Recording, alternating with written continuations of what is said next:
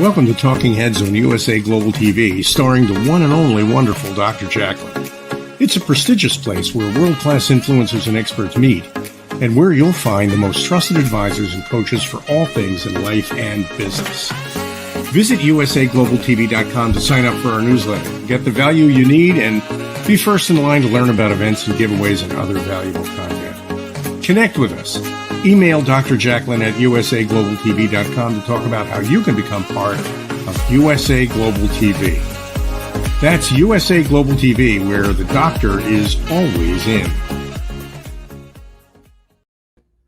Hello, everyone, and welcome to USA Global TV and Radio. I'm Dr. Jacalyn Kerbeck. I'm the president, founder, and chief listening officer here at our network, where we currently have 29 live broadcasts each week with team members from around the world. Our show today is The Corner Bookstore, where we feature authors as well as aspiring writers. My co-host and the star of our show today is no stranger to writing, to publishing, to being a master storyteller. Her name is DIANN FLOYD. Let's welcome her to the show, and then we'll bring out our guest. Hi, DIANN. Hi, how are you today? I'm well, thanks. How are you? Much better. Thank you for asking. For those who are listening, I think I ate some salad that didn't set too well. Well, you're looking quite beautiful, and you're blending in with the background really well. I love that. I'm still dressed for What's Trending, the show we had before this. So I was in the Rose Garden. I didn't get to change to the book background, but you look great. Thank you. I'm excited about today's show. Yes. We have an author who we're going to be talking about reinventing ourselves after 50, which I certainly know all about. I left my corporate career and started doing this full time without any experience. We're also going to be talking about suspense as well as travel. But before we bring out Sherry, let's talk a little bit about what you've been doing, DIANN. You're constantly having one book published after another. I literally cannot keep up. And you're always here on our platform doing our shows too. So I really take my hat off to you and thank you for finding the time to do all that you do here for USA Global TV and Radio while you're doing so much with your writing. Tell us more. I'll be happy to. Number one, I love being part of USA Global TV family. So thank you, Dr. Jacalyn. It's a real privilege. Recently my book, A Time to Fly, came out, and it's doing really well. And I'm so excited about it. But my new book coming out now is Charlie and the Tire Swing. And you're one of the hear about it, Dr. Jacalyn, and it will be available. Well, it's pre-order now on Amazon, and it will come out on October the 8th. So I'm very, very excited. And that book is dedicated to my son because he was the boy on the tire swing.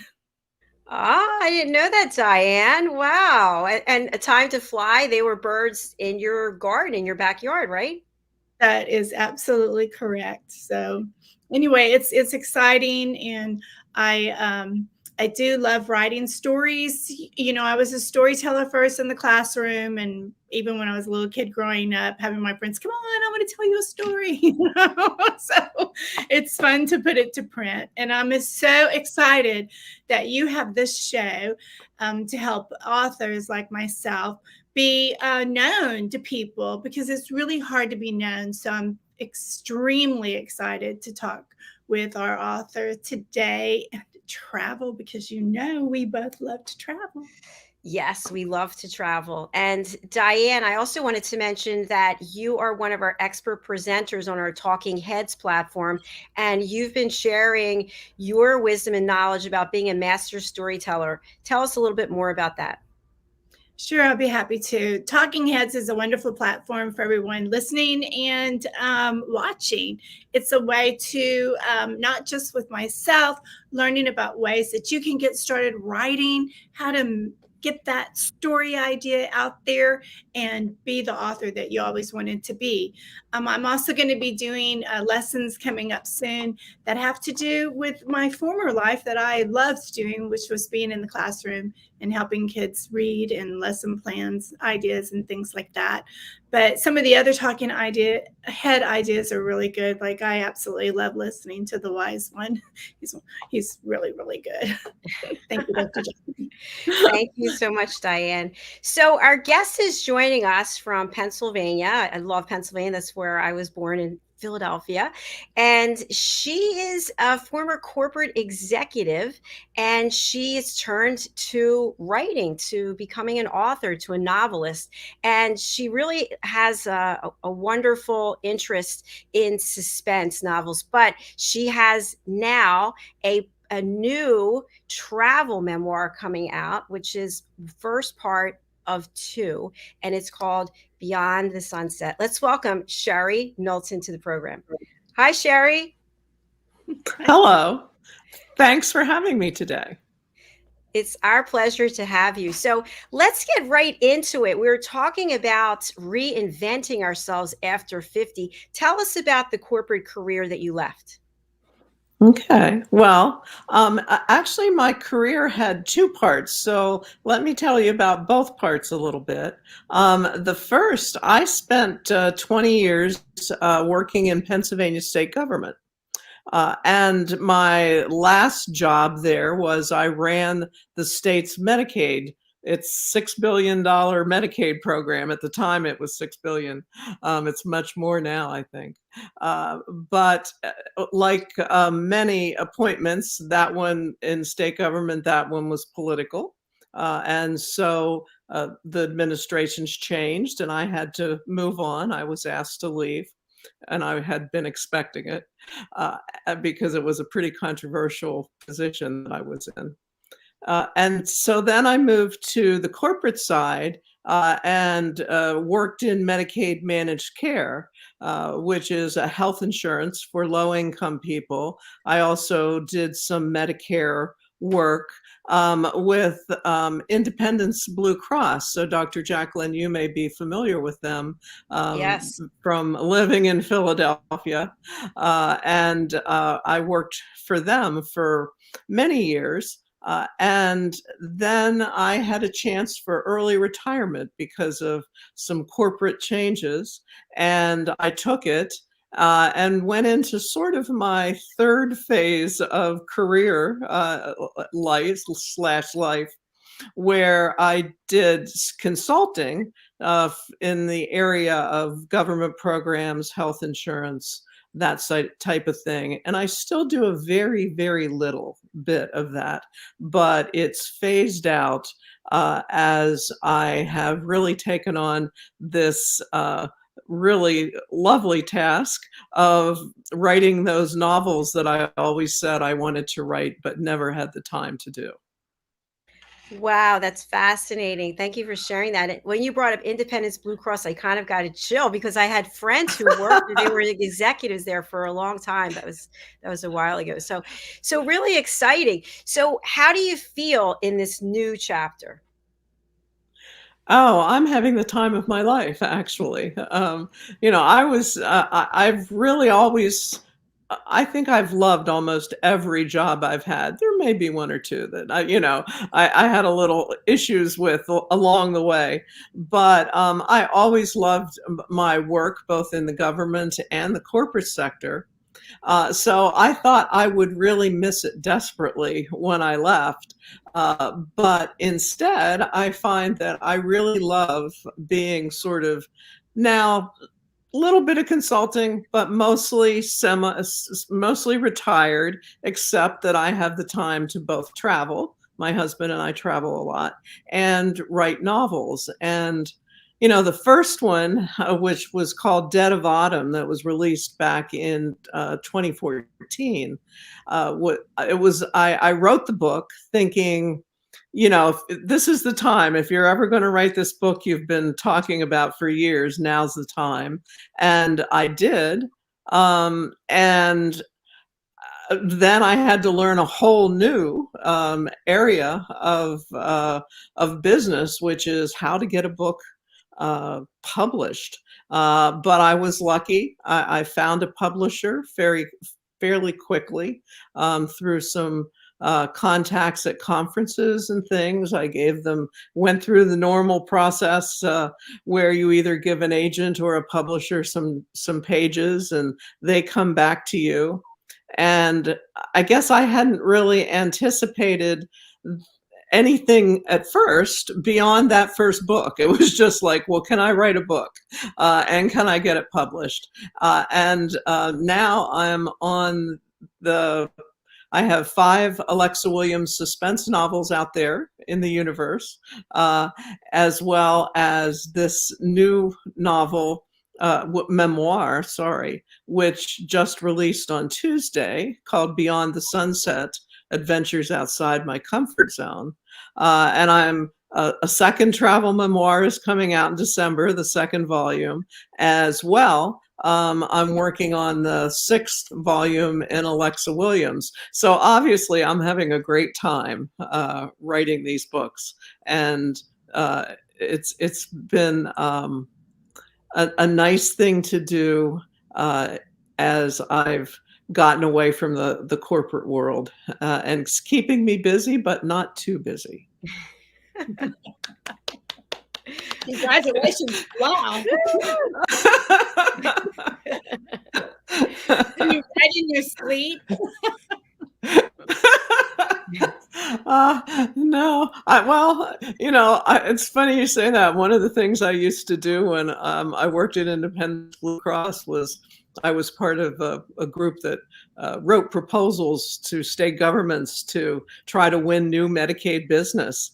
And I would wake up, I kept a tablet by my bedside. Sorry, hard to say. And I'd wake up in the middle of the night and like say, oh, I got to put this in the proposal. I don't do that quite as much now. Now it's usually during the day. I'll write down little notes that come to mind. It doesn't keep me up at nights the way that the work did. The work did. Leaving that corporate world behind. Yeah, I love it. So, Sherry, tell our audience, just in case people are wondering, what is a memoir, and specifically a travel memoir? Okay, well, what a travel generally travel memoirs are, I guess they run the gamut, but they're somebody telling their own travel story. And, there's many different types where somebody will tell about a specific journey. Somebody will tell about their whole lifetime of travel. And with me, what had happened is people had been telling me for years, as my husband Mike and I would tell stories when we came back from trips that some people found entertaining, at least, or interesting. And during the pandemic, we couldn't travel anymore. Like most of the world, we were at home, sheltering in place, and I just didn't feel like the time to write another suspense novel. So I said, you know what? I'm going to try to write about our travels. And from the way that I've constructed this travel memoir is a little bit different. The first couple of chapters in the first volume is more linear, where it talks about, how I think I came to be a traveler, and our early years of travel, what we did, some hiking, then we got into sailing for a while. But then the rest of the book is a combination of essays about topics, things like wild animal encounters, or modes of transportation, or people that we met along the way. And also there's some travel tips, sort of as one chapter in each book with some travel tips. And then there's some recommendations that are contained within some of the anecdotes and so forth. So it's a little bit of a different twist on a travel memoir, but I didn't want to write a book about, what's the best place to eat in Bangkok or something like that. I wanted, I'm not expert enough to do that, but I certainly think that I've traveled enough that I have some interesting stories to tell and share with readers who are either interested in traveling themselves, or maybe they just like to sit at home and read other people's travel adventures. That's beautiful. Thank you. Diann? I love that. And kudos for you for realizing I don't want to write something that there's so many other people have done. What's the best this, that, and have you gone to Bangkok, 10 best things to do, and so forth. But I love there's so many layers to what you said about writing about stories, essays. I love that. Not only for your reader, but for your family and family members to come. They're going to know you. And I just really love that. Dr. Jacalyn? It's funny that you say that, because my what do you call your daughter-in-law's mother? Is she my co-mother-in-law, or so I just call her friend. Yes, my friend Lynn had read an Mother. Yes. She read an early version of the book just before it was published. And what she said to me was that what a wonderful gift to our granddaughters, because of course there are joint granddaughters. And she said they'll be able to read this and, know a little bit more about their grandmother and grandfather. And I, truthfully, it was a perspective I hadn't even thought about. I was just so, determined to get all of these little stories down on paper. I hadn't, and it's interesting that you say the same thing as Lynn did. I'm all about family history, but in a way, I'm really glad that you did not think about that first, because it could have gotten in the way of what you wanted to say. Does that make sense? Like, do I really want my kids to read that? Right. Yeah, that is a good point. Yeah. So. The one thing I just want to refer to in Beyond the Sunset Volume 1, Adventures Outside My Comfort Zone, you have shown, just by telling us about your career, you're not afraid to get out of your comfort zone, but so many people are. Especially from the pandemic, there are people who really excelled, and then there are people who really went backwards. What do you think it takes, based in your experience, to get out of your comfort zone and be happy doing it? That you're making me do some self-analysis here, right? Yeah, that's pretty hard. I guess a certain amount of, I guess, vision, and that might sound a little goofy, but that you can see something in the future or outside of your normal day-to-day stuff that you do. I think a little bit of restlessness, even in my career, especially in my career, I got sort of bored if I did the same thing for too long. So there was a point when I worked for state government where, luckily, they were promotions, but I got like a different job every couple years. And a lot of those jobs involved designing new programs. So that was one of my favorite jobs, where, I designed new policy and also new state programs, like a rape crisis program or a domestic violence program, family planning program at one point in my career.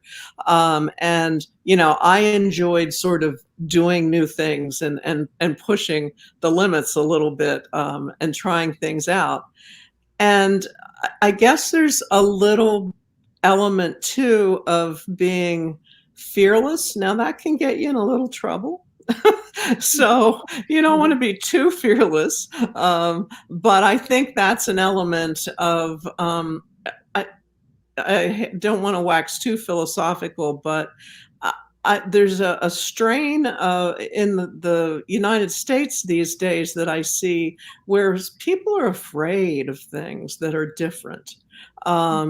And, I feel really sad when I encounter an instance of that, because to me, finding out what's different about the different is one of the most intriguing things you can do in life. And, that's one of the things that is intrinsic to travel. You just get to meet new people, see new places, see just wonderful natural beauty, both around our country and the world.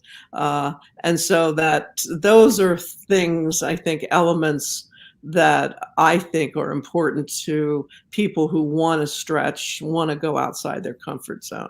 I think you can train yourself to do it. I think if you put your, toe in the water, you might find that you actually can put your ankle in and it's just fine.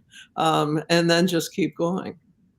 I love that. Yeah, that's a great answer. Thank you. Yeah. You're right about people being afraid of, not everyone, of course, of things. No. But I'm like you, and I know Dr. Jacalyn is, that it is exciting to find something different and learn about it.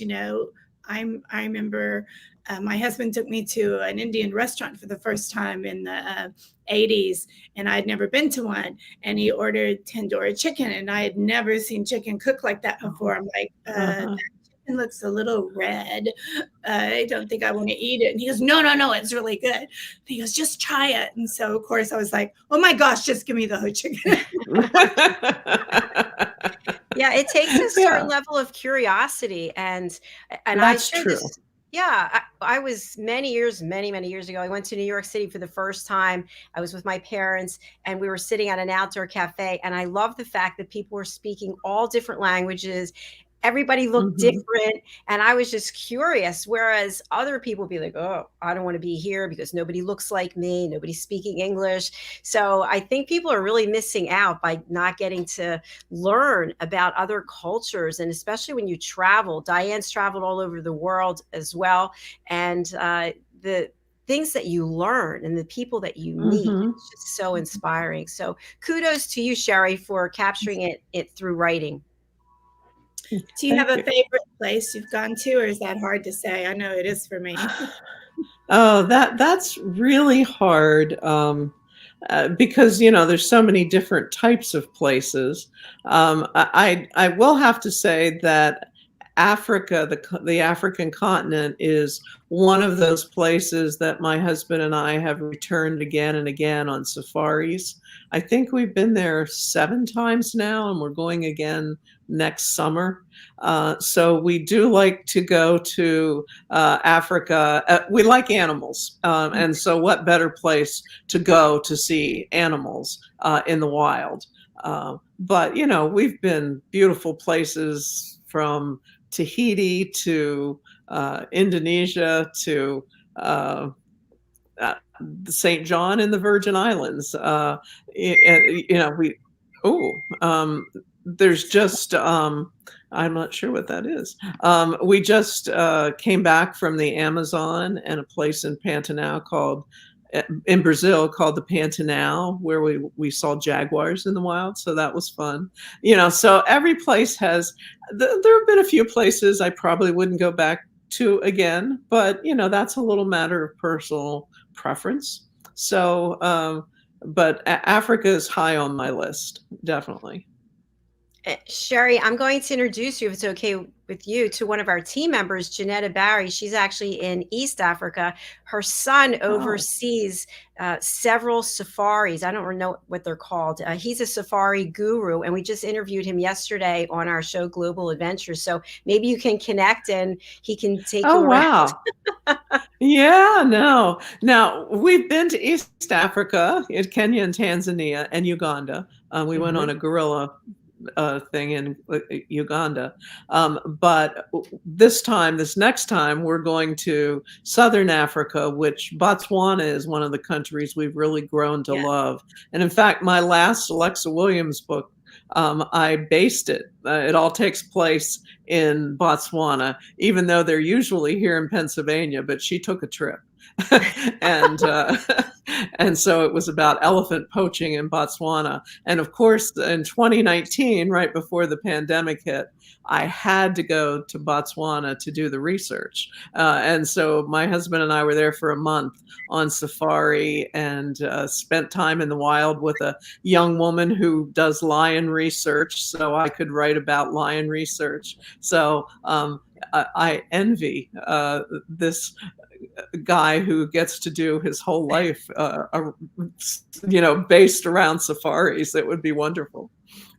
Yeah, it's amazing. In fact, he and his wife, they have to drive their children an hour and a half each way to school where they live. It's so remote. But so what I'd love for you to share, just what you were speaking about, when you go and you spend a month doing your research, what are some of the things that you take away? Because you're leaving your comfort zone, right? You're leaving what you know in your environment where everything is. What's that experience like?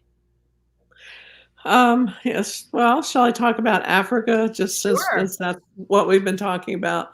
Um, on the it's funny because we had been to Botswana several times, and I really want most of my even suspense books have some themes about things that I'm interested in. And I'm very interested in environmental issues and conservation issues. So I wanted to write the book about elephant poaching. But as I sat down to write, I realized, hey, you've been on safari for a couple of weeks at a time in Botswana, but what do you really know about, for instance, being a lion researcher? Or, I did a lot of online research like I usually do for my books about things like elephant poaching. But I really needed a perspective from people who were really experts. So in Botswana, we did a sort of a combination thing. We went to on a safari, and some friends actually accompanied us on safari. But we had our own guide, a wonderful guide named Dave Luck, and he was so patient with me. Every day I would have all of these questions where I would be taking notes because, once again, observing is different than actually knowing enough about it to write intelligently, even though it's a fiction book, in this case, that I was writing.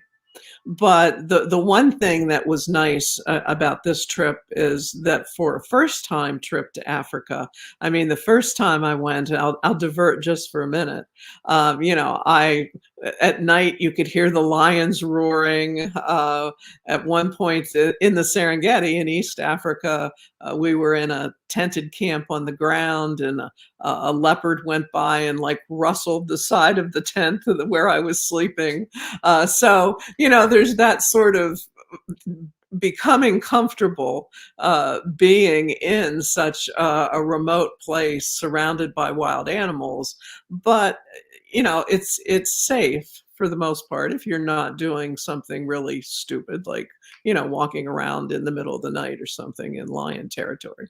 But at least when I did this trip for the research, I was well past that stage of being a little bit nervous, a little bit, I guess, needing to become comfortable with my surroundings. But we did the safari. We found through the company that we stayed with in Botswana in their camps was a company called Wilderness Safaris, and they have wonderful camps there. And they also helped sponsor some lion research, among other things. And they are associated with a program from Oxford University in England. And they put me together with a young woman, Robin Kotke, who's a lion researcher. And then she spent 3 days, or allowed us to spend 3 days with her in the field. So I could once again learn about what a lion researcher does, because I had this great idea. I'm going to write about lion research while Alexa is in Africa. That's my lead character. But then I realized, well, what does a lion researcher do every minute of the day? I had no idea, other than it's like a good thing that they do. So Robin was very helpful for that.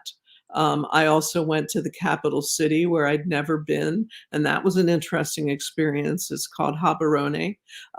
There's a novelist, Alexander McCall Smith, who writes a series called The Number One Ladies Detective Agency, I think it is. And that's located in that city of Gaborone.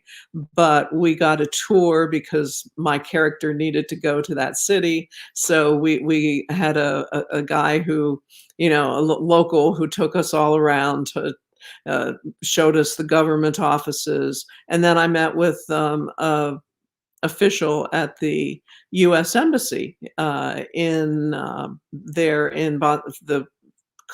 embassy for the United States government, and he was the guy who was in charge of working with all the countries in Southern Africa on conservation issues. So he was able to give me a whole lot of information about elephant poaching, some all useful, some good, some bad.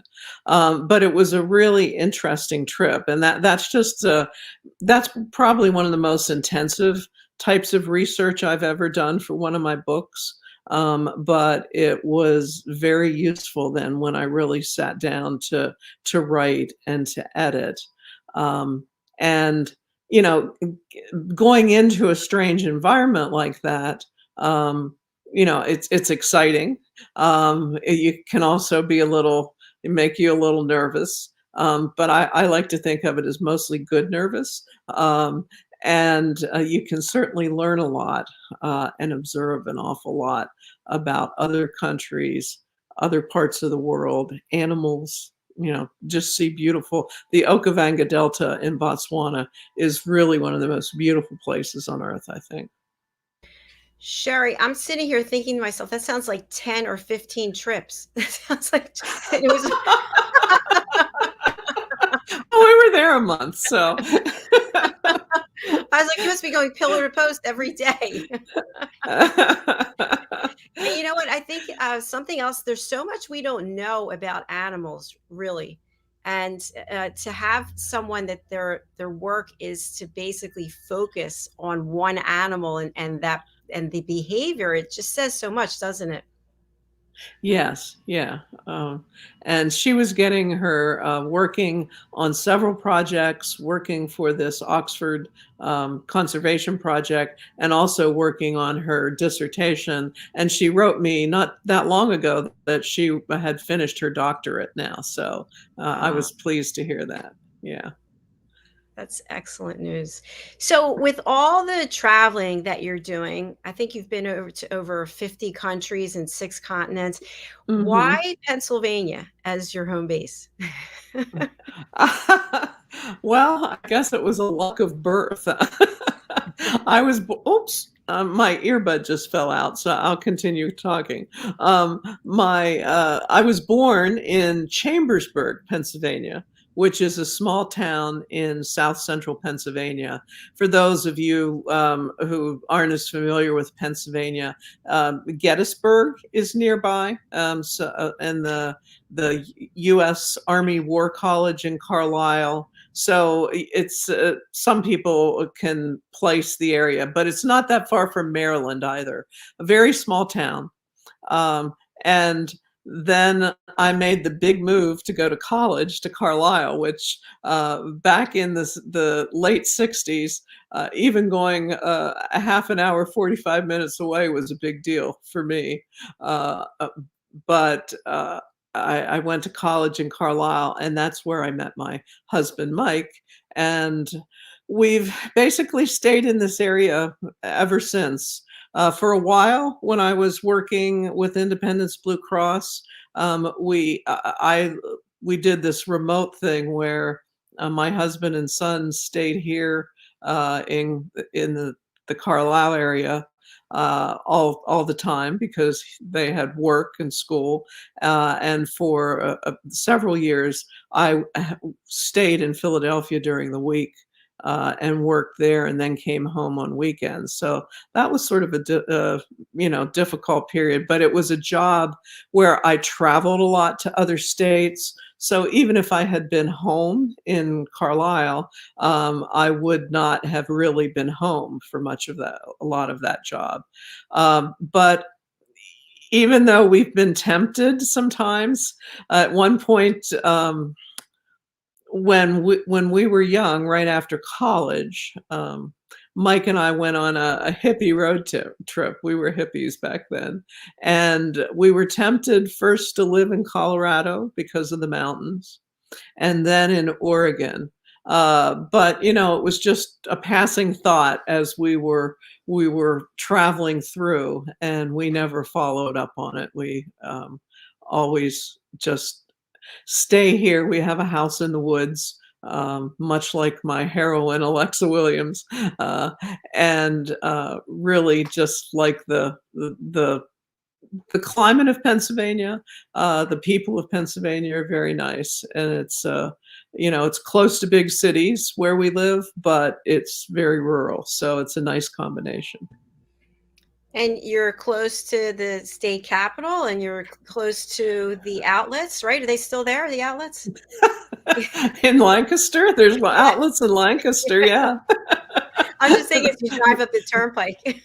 Yeah, they'll be there forever. The Amish farms right next to the outlets, a very strange county. You get a little bit of everything with the past and the present and the future. So when you think about what's coming for you next, what does that look like? I would say more of the same. And by that, what I mean is I'm having fun writing, so I want to continue to write. I really have to turn my attention to the next Alexa Williams book because I left. I realized I had this here, but this is the one I just talked about, Dead on the Delta. Oh, wait, it's called. And that lion there, my husband took that lion photo when we were with the lion researcher. But I left this one hanging a bit. And so a lot of people keep coming up to me and saying, when are you going to write the next Alexa? So I really need to turn my attention to that. And I did have fun with these travel memoirs. I don't know if I'd ever do a volume 3 or not. I have to say that I'm really winding down the consulting. I've done very little this year. I work with a consulting firm out of Washington, D.C. On a sort of as-needed project basis. And I think I'm pretty much coming to the end of that road. We will continue to travel, but we now have 2 lovely granddaughters, one who is 1.5, the other is about 3.5, who live in Virginia. And so we spend a lot of time with them and my son and daughter-in-law as well. Wow, that sounds like a lot of fun and a lot of good quality time for yourself and also for your family. Sherry, as we come to the end of the show, I'd love to have you read for us if you would like to. That would be great, from one of your books. Oh, okay. Let me see. I actually I didn't realize that you might ask me to do this. But let me, okay. Just a few paragraphs? About 1 or 2 minutes of reading. 1 or 2 minutes. Okay. I'm looking for something real quickly. that I thought I could read that quickly. I'm sorry. I should have been better prepared. Okay. Right. You're fine. You're great. How about this? This is out of one of the first chapters of my book, Beyond the Sunset.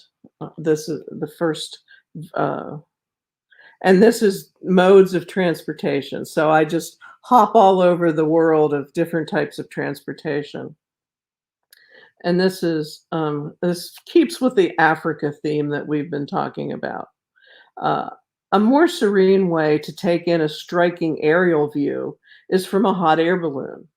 Twice we've taken hot air balloon rides in Africa.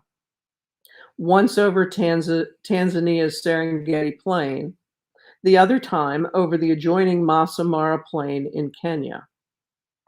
The experience both thrills and calms. We left the ground just as darkness gave way to dawn. On these African balloons, we climbed into the basket as it rested on its side, sat on a seat, and clung to a strap. When the balloon heated enough for takeoff, the basket righted itself as we ascended into the sky. The pilot controls the rate of ascent, descent, and direction of the flight. From the balloon, we had an expansive view of the wild animals below. On our Serengeti flight, one of the highlights was a mama hippo with her newborn baby. Our balloon ride over the Masai Mara Plain coincided with the annual migration of wildebeest and zebra, and the wildebeest were calving. Even hundreds of feet in the air, we could hear the seemingly endless herds bleating and watch packs of hyena stalk the newborn calves in the growing daylight. After we landed, we had an elegant champagne breakfast in the bush. What a surreal feeling to sit at a long table, complete with starched white tablecloth and china, dining on eggs, bacon, and croissants while watching elephants stroll by in the distance. Our balloon ride over the temple city of Bagan in Myanmar, which is Burma, had a much different feel. This ancient city's thousands of Buddhist temples sprawl over a flat plain near the Irrawaddy River. Once again, we took off at dawn, this time in an upright basket, and floated over a magical landscape of golden temple domes and burnished sienna spires, bathed in a rosy glow from the rising sun, very mystical and serene. So. I was right there with you. Because I've been to some of those places. I'm like, it's horrible to see hyenas and when they do that to the calves. Oh, yes, I know. You want to like leap down and help them. That is for sure. Yeah, I was thinking I might have a picture of that in here. The book does have just a little sales pitch here. The book has all sorts of photos, like these polar bears, for instance. But my husband and I took these photos over our trips. This is what I was looking for. This is the hot air balloon on the Masai Mara. That's so cool. Actually, oh, go ahead. No, I said, I'm so excited you had that experience. It's an experience I would love to do. How about you, Dr. Jacalyn? Yes, definitely. Yeah, definitely. Well, thank you so much, Sherry, for this wonderful opportunity to meet you and learn about your work and what you're doing. And I hope you'll come back and see us again. Oh, thank you. Thank you for the opportunity. I feel like I went on and on and on and on, but I hope your listeners. I hope everybody found it interesting. So absolutely, that's what we're here for. I think she'd be great, Dr. Jacalyn, on our travel show. I think she would be too. Yeah, we'll talk to you about that. We have a show called Fashion, Travel, and Fitness. Yes. Oh, okay. All right. Sure. So, Sherry, we have your banner up here, but for people who are listening on the radio or later will listen on a podcast, what's the best way for people to reach out to you and how can they contact you? Well, probably the best place is to look at my website, which is sherryknowlton.com. I'm on Twitter and Facebook and LinkedIn and Instagram. And my books you can find on Amazon, Barnes and Noble, almost any online retailer, and they're also available in bookstores. Fantastic. And we do have the link for this book, Beyond the Sunset, Volume 1, Adventures Outside My Comfort Zone, here in the promotion. So please, everyone, go and buy Sherry's book. Yes, go. Okay. And travel. Thank Get you. out of that comfort zone, right, Sherry? Yes. Yes. The pandemic is waning, hopefully, and now's the time to step out into the world and have your own adventure. Exactly. Beautifully said. Beautiful. Thank you again for being here, and we'll look forward to seeing you back again soon. Thanks for the opportunity. Bye. Thank you. Bye for now. Bye. That was fascinating, wasn't it, Diane? I loved it, and she helped bring back a lot of memories for me too. So I want to go back to Africa.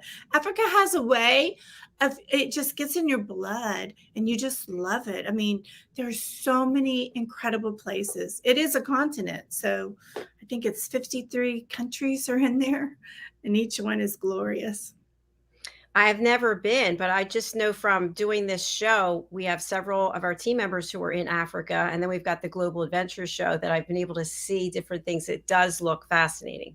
Yes. And it's so different. I mean, the southern coast to East Africa to the west, and then the northern coast. So I think, I'd like to rent my house out maybe for a year and just spend a whole year going around. I bet you'll do it, Diane. One would think. Just take your green screen with you, okay? Okay, that's right. I'm sure with the lines of that. When you are on a safari, you cannot make a sound or a movement when you're right by the lions, because if they see the movement, they realize that you're real and you're 3D and you could bring harm, and they'll just jump right on top of the Jeep that you're on. So you sit there very still. You don't make a sound. So a green screen and go, "Oh, Dr. Jacalyn, look at the lion." They'd be like, that was some good tasty lunch there. All right, probably not a good idea. Thank you, Diane. Storyteller in me, sorry. No, I love it. I love it. So, Diane, we have to close out because the film and music show is coming up right after this. And people are interested in following you again on Talking Heads. Tell us more about when you'll be back and what your next topic will be. Sure. You always catch me off guard, Dr. Jacalyn. So I'm very excited to be back, and I'll be back next Thursday, right before this show. And it's going to be about the magic of storytelling and how you can be a storyteller too, and some tips on being a good storyteller. Thanks, Diane. And how can people purchase your books? Sure. Go to my website or go to Amazon. That's the easiest. And you go to just put in my name, DIANN FLOYD BOEHM, and it'll come up, or you can go to DIANNFLOYDBOEHM.com, and there's a link, and I'll take you straight there as well. And the name, it's pronounced BAME, but it's BOEHM.com. I told you when I first met you that I was so afraid to say your name. I was like, I can't get it. You said it rhymes with something. Bame, lame, tame, game. That's how I got it. Otherwise, I was like, boom, yeah. Diann FLOYD BOEHM. I was the same way when I met my husband. I'm like, when I was growing up, girls didn't call boys. And I thought, this is the boy, I'm going to go ahead and break the rule and not let mama hear me, And then I was like, oh, wait a minute. we had phone books back then, remember? Or you too little. And I'm like, wait, he says it weird. I don't know how to spell it. So I didn't break the rule about calling boys because I couldn't spell his name. I was really concerned, Diane, until you just clarified that. All right, very good. Well, thank you, my friends. I really appreciate it. I look forward to seeing you on Sunday for the reunion show. And for those of you who are not familiar, Mr. Alcini, one of our co-hosts and team members here, he and I are teaming up for a live streaming multi-hour event on Sunday, starting at 10 a.m. Eastern time. So Diane will be joining us. I think you're in our second hour. That is correct. So I'm going right. to run to church and then run back to you. Sounds good. All right. Thanks again, Diann. Enjoy the rest of your day. Take care. Bye-bye. Thanks, Dr. Bye. Jacalyn. Thank you, everybody. Thank you, Diann. And thank you to each and every one of you. I say this every show that I just am so grateful for all of the likes, for all of the follows, for all of those out there who reach out and book in on our shows. We are doing our programming for 2023. So if you're interested in being a co-host with me or a host, or you're interested in being an expert presenter on Talking Heads, you're interested in learning how to listen at an elevated level, or you have some other amazing idea for us at USA Global TV and Radio, please go over to one of our websites, usaglobaltv.com or drjacalyn.com. That's all for now. I'm going to run over to the other studio for the film and music show, and we'll be right back. So you stay where you are, and I'll see you shortly. Bye for now.